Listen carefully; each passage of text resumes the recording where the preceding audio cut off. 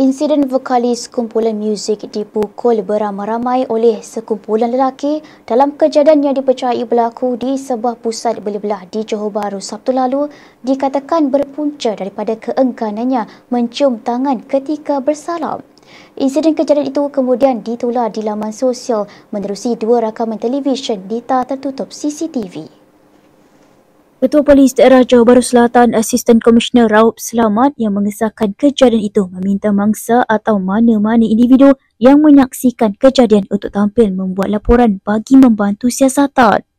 Katanya kes disiasat mengikut Seksyen 148 Kanun Keseksaan kerana merusuh dengan senjata serta Seksyen 233 Akta Komunikasi dan Multimedia 1998 kerana penyalahgunaan perkhidmatan rangkaian.